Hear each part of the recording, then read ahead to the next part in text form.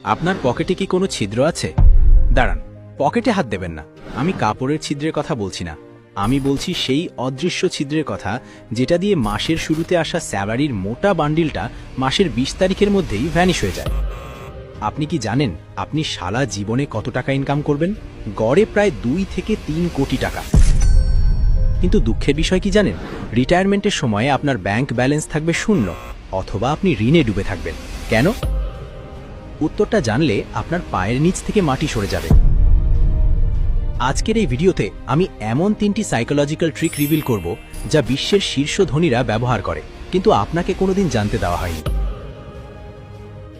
এবং ভিডিও শেষে এমন একটি সিক্রেট ফর্মুলা দেব যা আপনার ১০ বছরের সেভিংস টার্গেট মাত্র ১ বছরে পূরণ করে দিতে পারে। যদি আপনি নিজের ভবিষ্যতের সাথে জুয়া খেলতে না চান, তবে ভিডিওটি শেষ পর্যন্ত দেখুন, কারণ আজকের এই ভিডিওটি আপনার জীবনের মোড় ঘুরিয়ে দিতে পারে। চলুন পরিচয় করিয়ে দিই আমাদের গল্পের নায়ক বল্টুর সাথে। বল্টু দেখতে আপনার বা আমার মতোই। বল্টু মাসে ৩০,০০০ টাকা বেতন পায়। মাসের ১ তারিখে যখন মোবাইলে টিং করে মেসেজ আসে, your salary has been credited, তখন বল্টুর হাঁটাচলা বদলে যায়। নিজেকে তখন তার ইলন মাস্কের ছোট ভাই মনে হয়।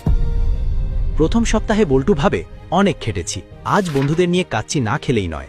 দ্বিতীয় সপ্তাহে ভাবে, আরে ধারা যে সেল চলছে, এই জুতোটা কিনলে আমাকে হিরো লাগবে। তৃতীয় সপ্তাহে বল্টুর পকেটে টান, সে রিক্সা বাদ দিয়ে হাঁটা শুরু করে। আর চতুর্থ সপ্তাহে বল্টুর ডিনার হয় ৫ টাকার বিস্কুট আর পানি দিয়ে। বল্টু মনে মনে ভাবে, পরের মাস থেকে টাকা জমাবই। কিন্তু সেই পরের মাস আর আসে না। বল্টুর সমস্যা ইনকাম নয়, বল্টুর সমস্যা হলো পার্কিনসন্সের ল। এই অর্থনীতির নিয়ম বলে, আপনার ইনকাম যত বাড়বে, খরচও ঠিক ততটাই বাড়বে। যতক্ষণ না আপনি এই লুপটা ভাঙছেন, আপনি ১ লাখ টাকা বেতন পেলেও ফকিরই থাকবেন। আপনি কি বল্টুর সাথে রিলেট করতে পারছেন? গত মাসে এমন কোন ফালতু খরচটা করেছেন যেটা না করলেও চলতো? কমেন্টে ঝটপট লিখুন তো, আমি আপনার কমেন্টের জন্য অপেক্ষা করছি। আমরা অনেকেই ভাবি টাকা জমানো মানেই কৃপণতা। একদম ভুল। টাকা জমানো মানে হলো স্বাধীনতা। বস যখন জঘন্য ব্যবহার করে, তখন মুখের উপর রেজিগনেশন লেটার ছুঁড়া মারা সাহস হলো সেভিংস। এমার্জেন্সিতে কারোর পায়ে ধরে টাকা ধার না চাওয়ার আত্মসম্মান হলো সেভিংস। সমস্যাটা কোথায় জানেন? আমাদের ব্রেন ডিজাইন করা হয়েছে সার্ভাইভাল বা বেঁচে থাকার জন্য, সেভিংস করার জন্য নয়। যখনই আপনি শপিং মলে লাল রঙের সেল সাইনবোর্ড দেখেন, আপনার ব্রেনে ডোপামিন হরমোন ক্ষরণ হয়। ব্রেন বলে, কিনে ফেলো, এক্ষুনি কেন। এটাকে বলে ইনস্ট্যান্ট গ্র্যাটিফিকেশন বা তাৎক্ষণিক তৃপ্তি। আর এই তৃপ্তি আপনাকে গরিব বানিয়ে রাখছে। এখন আসি সমাধানে।